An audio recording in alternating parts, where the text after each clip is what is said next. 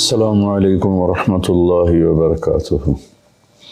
بسم اللہ الرحمن الرحیم والصلاة والسلام علی رسولہ الکریم وعلی آلہ واصحابہ اجمعین، اما بعد۔ میرے محترم بھائیوں اور بہنوں، رمضان المبارک کا رحمتوں والا برکتوں والا مہینہ چل رہا ہے۔ اللہ تعالیٰ اپنی رحمتوں سے ہمیں نوازے اور ان اعمال سے ہماری حفاظت فرمائے جس سے رحمتیں اٹھ جاتی ہیں۔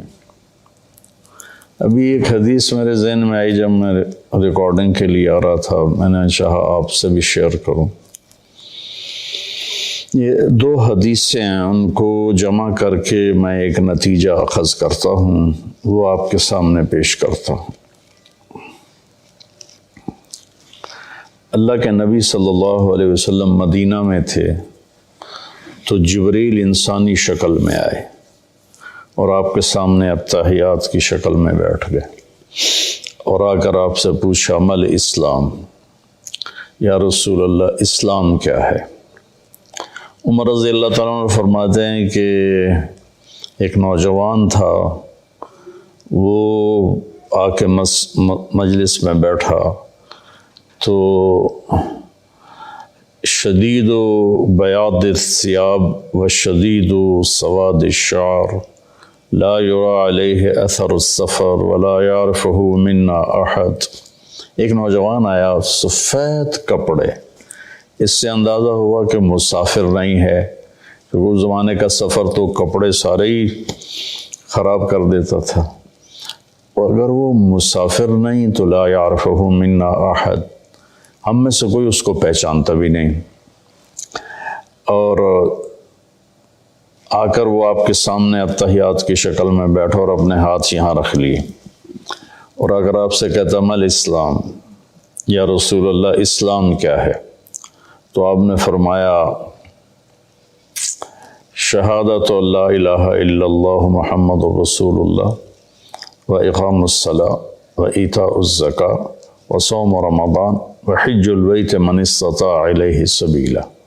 کا اسلام یہ ہے کہ کلمہ شہادت کی گواہی دینا، لا الہ الا اللہ محمد رسول اللہ، میں گواہی دیتا ہوں اللہ کے سوا کوئی عبادت کے قابل نہیں، اور محمد صلی اللہ علیہ وسلم اللہ کے رسول ہیں، اور 5 وقت نماز پڑھنا اور زکوٰۃ ادا کرنا جو مالدار لوگ ہیں، اور رمضان شریف کے روزے رکھنا، اور جس کے پاس ہمت ہو پیسہ ہو تو وہ اس پر حج بھی فرض ہے۔ یہ 5 باتیں آپ نے بتائیں تو وہ کہنے لگا صدقتا، سچ کہا آپ نے۔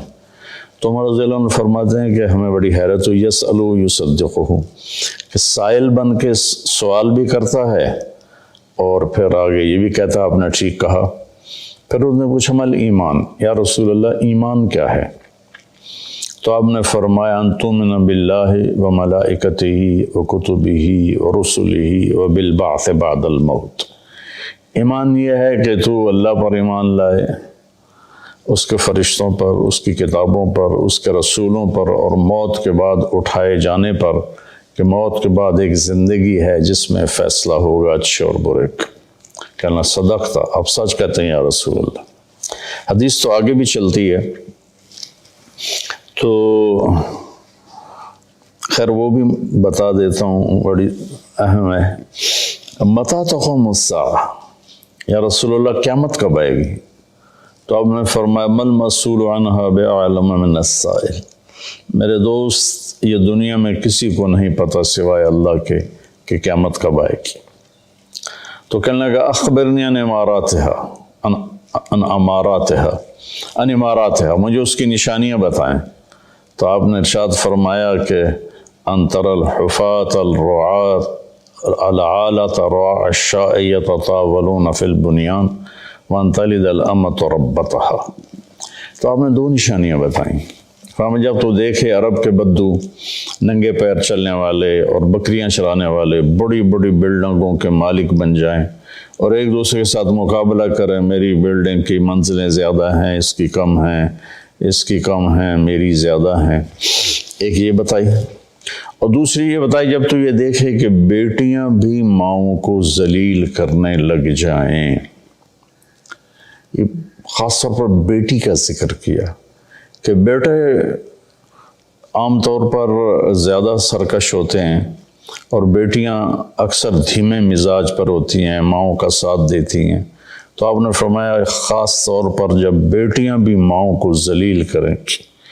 جب بھی میں حدیث بیان کرتا ہوں تو مجھے ایک واقعہ یاد آ جاتا ہے. ایک بیٹی اپنی ماں سے کہہ رہی تھی بھونک نہیں، بھونکو مت، بھونک نہیں. وہ ہماری زبان میں تھی بھونک نہیں. اور اس کی ماں کچھ بھی نہیں کہہ رہی تھی، صرف اس کے خاموش آنسو ایسے بالکل لڑیوں کی طرح بہہ رہے تھے ایسے ایسے ایسے ایسے ایسے. تو آپ نے فرمایا جب ماؤں کی بیٹیاں بھی عزت نہیں کریں گی اور ان کو ذلیل کریں گی تو بس پھر سمجھو کہ قیامت قریب ہے. اس کے بعد وہ اٹھے اور چلے گئے. پھر آپ نے حضرت عمر سے فرمایا بعد میں کہ جانتے ہو یہ کون تھا؟ کہا جی نہیں. کہا یہ جبریل تھے جو تمہیں دین سکھانے کے لیے آئے تھے سوال کی شکل میں.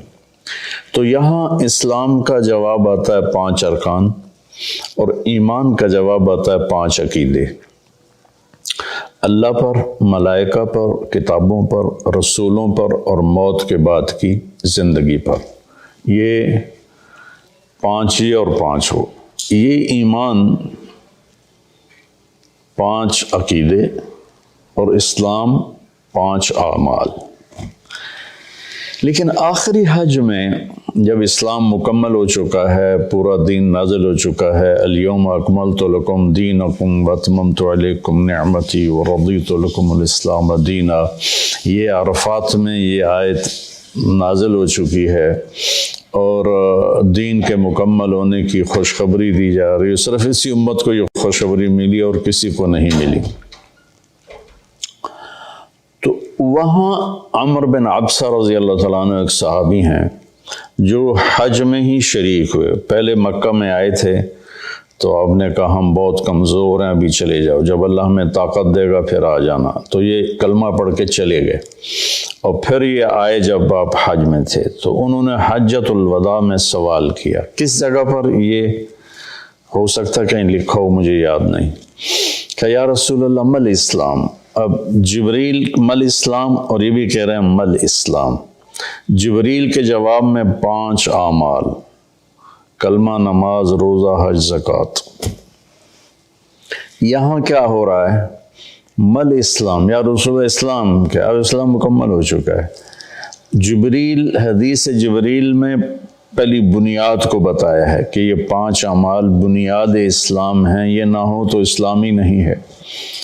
اب یہاں اس کی آخری چھت کو بتایا جا رہا ہے کہ چھت جو مکمل ہوتی ہے تو گھر کہلاتا ہے. چھت نہ ڈالی گئی ہو تو گھر نہیں ہوتا، رہنے کے قابل نہیں ہوتا، نہ خود رہ سکتا ہے مالک، نہ کسی کو بلا سکتا. جب وہ چھت ڈال لیتا ہے تو خود بھی رہتا ہے، مہمانوں کو بھی بلاتا ہے.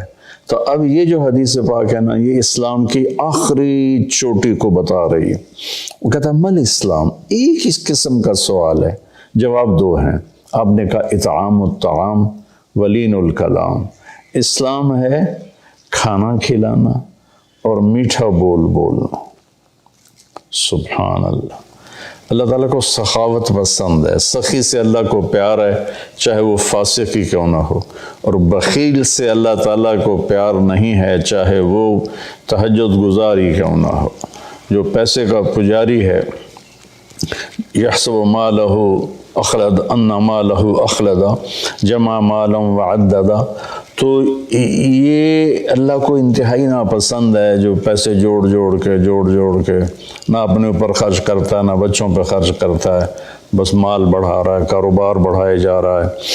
تو یہ اللہ سے اس کی دوستی کبھی نہیں ہو سکتی. تو اطعام الطعام، کھانا کھلانا. ولین الکلام، اور نرم بولنا، نرمی والا بولنا، نرمی والا بولنا، نرمی والی گفتگو کرنا. یہ اسلام کی انتہا ہے. تو کھانا تو بہت لوگ کھلاتے ہیں، لیکن زبان کا بول نرم ہو، میٹھا ہو، یہ امت سے نکل گیا ہے، کم از کم بر صغیر سے تو نکل گیا ہے، باقی دنیا بھی پھرا ہوں، دست و گریباں ہیں اور پیچھے زبان کا بول ہے، رشتے ٹوٹ رہے ہیں، محبتیں ختم ہو رہی ہیں اور خاندان بکھر رہے ہیں، اس کے پیچھے کہیں کہیں جائیداد کے جھگڑے بھی ہیں، لیکن زیادہ جس چیز نے آگ لگائی ہے وہ ہے یہ زبان کا بول۔ میرے نبی نے حضرت معاذ بن جبل رضی اللہ عنہ سے فرمایا، معاذ تمہیں ساری شریعت کا خلاصہ بتاؤں؟ تو انہوں نے کہا جی کیا ہے؟ تو آپ نے ایسے کیا، یہ دیکھیں میری 2 انگلیاں، اور یوں زبان کو اس طرح کر کے پکڑا، ایسے نہیں پکڑا، ایسے پکڑا، ایسے کہ غلط بول پر اس کو کاٹ دو، نفرت والے بول پر اسے کاٹ دو، دل دکھانے والی بات پر اسے کاٹ دو، چپ ہو جاؤ، خاموش ہو جاؤ۔ خاموشی بہت بڑا عمل ہے۔ ہم بچوں کو بولنا سکھاتے ہیں نا، بڑوں کو چپ رہنا سیکھنا چاہیے۔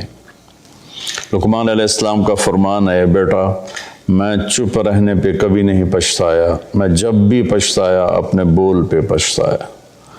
تو بھائیو، اللہ تعالیٰ ہی کرے گا میری آواز کتنے لوگ سن لیں گے، 1 لاکھ 2 لاکھ، تو 22 کروڑ عوام کا مسئلہ ہے۔ اور اچھا کبھی کبھی تو مایوسی میں ڈوب جاتے ہیں کہ پتہ نہیں ہدایت کو پھیلتا دیکھنا نصیب میں ہے یا نہیں ہے، پوری شیطانی طاقتیں متحرک ہیں۔ تو پھر وہ پوچھتا ہے مل ایمان، ایمان کیا ہے؟ اب جبریل نے بھی پوچھا تھا مل ایمان، تو اپنے 5 عقیدے بتائے، اللہ پر، کتابوں پر، ملائکہ پر، رسولوں پر، آخرت پر۔ اب یہاں آپ نے عقائد نہیں بتائے، وہ ابتدائی بات تھی، یہ انتہائی بات ہے۔ انہوں نے کہا مل ایمان یا رسول اللہ، ایمان کیا ہے؟ تو آپ نے فرمایا الصبر والسماحہ، ایمان ہے صبر کرنا اور معاف کرنا۔ یہ دونوں چیزیں بھی ختم ہو چکی ہیں۔ صبر ایمان کا لازمی جزو ہے، اور ہر ایمانی صفت کا لازمی جزو ہے۔ ایک دفعہ میں نے قرآن سے دیکھا تو کوئی ایمانی صفت ایسی نہیں جس کے ساتھ اللہ نے صبر کو ذکر نہ کیا ہو۔ صبر ہمارے ایمان میں ایسے ہے جیسے ہمارے جسم میں خون ہے، خون نکال دو آدمی مر جاتا ہے، یا پانی ہے، پانی نکال دو تو آدمی مر جاتا ہے، جو زیادہ ڈائریا بڑھ جائے تو اس سے موت واقع ہو جاتی ہے۔ تو جس ایمانی صفت سے صبر نکل جاتا ہے وہ صفت ڈیڈ ہو جاتی۔ تو بھائی وہ صبر کر، قیامت کا دن اعلان ہوگا فَلْيَكُنْ مَحْلُ الصَّبْرِ، صبر کرنے والے کھڑے ہو جاؤ۔ تو ایک چھوٹی سی جماعت کھڑی ہوگی، انہیں کہا جائے گا جاؤ جنت میں۔ ابھی حساب شروع نہیں ہوا ہوگا کہ وہ جنت کی طرف چلیں گے، تو فرشتے سامنے آ جائیں گے، وہ بھی اللہ کی منشا کہ ان کا مقام کو دکھانا چاہتے ہیں۔ وہ کہیں کدھر جا رہے ہو؟ کم جنت میں، کبھی حساب تو شروع ہوا نہیں۔ وہ کہیں گے ہمارا حساب ہے ہی نہیں۔ فرشتے پوچھیں گے تو تم کون لوگ ہو؟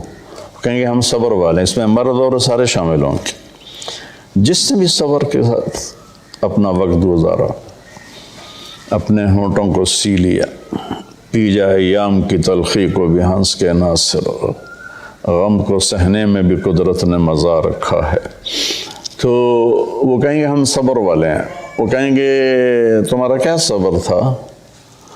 تو کہنے لگے ہم اللہ کے فرمان پر جمیں اور صبر کے ساتھ جمیں، اپنے نفس کو بے قابو نہیں ہونے دیا، ہم اللہ کی نافرمانی سے بچے اور صبر کے ساتھ ڈٹے رہے، اپنے نفس کو بے لگام نہیں ہونے دیا۔ وَصَبَّرْنَا عَلَى الْبَلَاءِ، اور اللہ کی طرف سے کوئی آزمائش آئی تو ہم نے اس پہ شکر ہی کیا، صبر ہی کیا۔ وہ کہیں گے انطلقوا فنعم اجر العاملین، آپ چلیے تشریف لے چلیے، آپ VIP لوگ ہیں، آپ کا کوئی حساب نہیں ہے۔ تو اب وہ پوچھ رہا ہے اسی سوال کو، مل ایمان، ایمان کیا ہے؟ تو آپ فرما رہے ہیں صبر کرنا اور معاف کرنا۔ معاف کرنا بھی ہمارے معاشرے میں کوئی نہیں، ہمارے ماحول میں کوئی نہیں۔ دشمنیاں چلی آ رہی ہیں، خاندان مٹ گئے، دونوں طرف فریقین قتل ہو، نسلیں مٹ گئیں، لیکن جھکنے کے لیے کوئی بھی تیار نہ ہوا۔ میرے نبی نے مکہ میں فاتحانہ داخلہ کیا، 10,000 کے لشکر کے ساتھ مکہ میں داخل ہوئے۔ آج موقع تھا کہ سب کے لیے پھانسیاں تیار ہوتیں، ایک ایک کر کے سب کو پھانسیوں پہ لٹکایا جاتا، اور آپ نے بیت اللہ کے دروازے کی چوکھٹ کو پکڑ کے یوں کھڑے ہو کر فرما انا صانع بکم، آج تم میرے تابع ہو، میں تمہارے ساتھ کیا سلوک کروں گا۔ تو سہیل بن عامر رضی اللہ تعالیٰ عنہ ابھی ایمان نہیں لائے تھے، اس موقع پہ ایمان لائے، کہنے لگے کریم ابن کریم، آپ بڑے کریم ہستی ہیں، کریم کی اولاد ہیں، یعنی آپ بڑے عالی اخلاق والے ہیں، عالی اخلاق والے کی اولاد ہیں، ہمیں خیر کی ہی توقع ہے۔ تو آپ نے فرمایا انتم الطلقاء اذهبوا انتم الطلقاء لا تثریب علیکم اليوم۔ میں وہ کہتا ہوں جو میرے بھائی یوسف نے اپنے بھائیوں سے کہا تھا، یوسف علیہ السلام نے، کہ جاؤ تم آزاد ہو، تم پر کسی قسم کا کوئی ایلیگیشن نہیں ہے۔ سبحان اللہ۔ 21 سال جنہوں نے آخر حد تک آپ کے دکھ پہنچانے کے سارے جتن کر لیے، وہ ان کو کہہ رہے ہیں لا تثریب علیکم اليوم، تمہارے ذمے تو کوئی جرم ہی نہیں بنتا، تمہیں سزا کیا دوں، جاؤ تمہیں معاف کی۔ عثمان بن طلحہ رضی اللہ تعالیٰ عنہ کے پاس بیت اللہ کی چابی تھی، خاندانی طور پر آج بھی اسی خاندان میں چلی آ رہی۔ تو جب آپ مکے میں تھے تو آپ نے ایک دن عثمان بن طلحہ سے کہا میرے بھائی یہ ذرا بیت اللہ کا دروازہ تو کھول دے، میں اندر جانا چاہتا ہوں۔ اس نے اتنی بری طرح آپ کو ڈانٹا اور اتنی بری طرح آپ سے پیش آیا، لیکن آپ کے ماتھے پر ذرا بل نہیں پڑا۔ آپ نے کہا اچھا چلو، وہ کیا دن ہوگا جس دن یہ چابی میرے ہاتھ میں ہوگی، میں جسے چاہوں گا دوں گا۔ وہ کہنے لگا وہ دن قریش کبھی نہیں دیکھیں گے۔ جب مکہ فتح ہوا تو آپ نے عثمان بن طلحہ کہنے لگے آج میں تو قتل کر دیا جاؤں گا، تو وہ چھپ گئے۔ تو آپ نے حضرت علی رضی اللہ تعالیٰ عنہ علیہ السلام کو فرمایا کہ جاؤ اور عثمان کو پکڑ کے لاؤ۔ تو ان کو ڈھونڈتے ایک جگہ مکہ چھوٹا سا تھا، ایک جگہ چھپے ہوئے تھے، وہاں سے ان کو پکڑا، ان کے ہاتھ مروڑ کے چابی ان سے چھینی، اور چابی اور ان لے کر حاضر ہو گئے اور چابی آپ کو پیش کی۔ تو حضرت عباس رضی اللہ عنہ چچا پاس کھڑے تھے، کہنے لگے یا رسول اللہ اب چابی ہمارے خاندان میں کر لیں، ہم حاجیوں کو پانی پلانے کا کام بھی کرتے ہیں، بنو ہاشم کا خاندانی یہ ان کی ذمہ داری تھی حاجیوں کو پانی پلانا، زمزم سے پانی کھینچ کر۔ تو انہوں نے عرض کی یا رسول اللہ یہ بھی ہمیں دے دیں، چابی بھی ہمیں دے دیں تاکہ یہ دو قسم کی نعمتیں ہمیں حاصل ہو جائیں، بیت اللہ کی برکتیں۔ آپ نے حضرت عباس کو کوئی جواب نہیں دیا، آپ نے چابی ایسے پکڑ کا عثمان یوں کھڑے ہوئے تھے، ایسے ان کا سر اوپر نہیں اٹھ رہا تھا، کہا عثمان، تو نے شرمندگی کی سا یوں سر اٹھایا، کہا یہ کیا ہے؟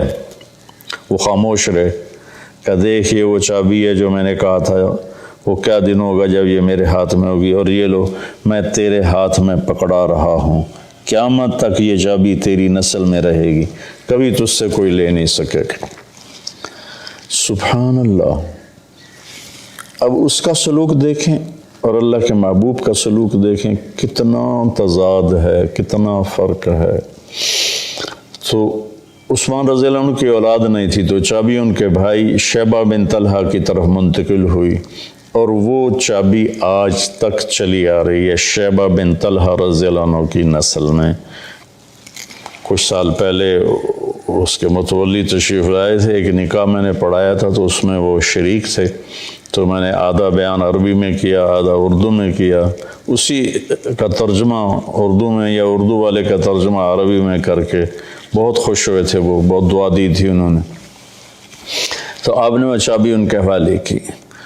تو ہمارے ماحول میں معاف کرنا بھی نہیں رہا، تو ایمان کی، اسلام کی صفات کھانا کھلانا، میٹھا بول بولنا، اس کو بھی ترس گئے ہیں، اور ایمان کی صفات صبر کرنا اور معاف کرنا، اس کو بھی ہم ترس کے رہ گئے ہیں۔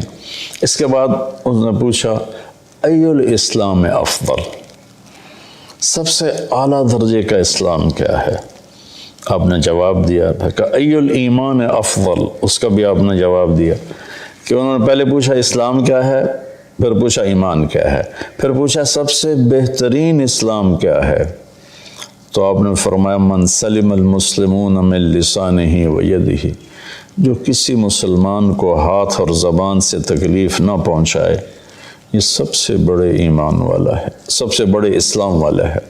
پھر اس نے پوچھا سب سے بڑا ایمان کیا ہے، تو آپ نے کہا اچھے اخلاق، حسن الاخلاق۔ ان دو پر انشاءاللہ کل گفتگو کریں گے۔ آج میں نے پہلی دو صفتیں اسلام ایمان، اب آگے آئے گا اسلام کا سب سے اعلیٰ درجہ کیا ہے اور ایمان کا سب سے اعلیٰ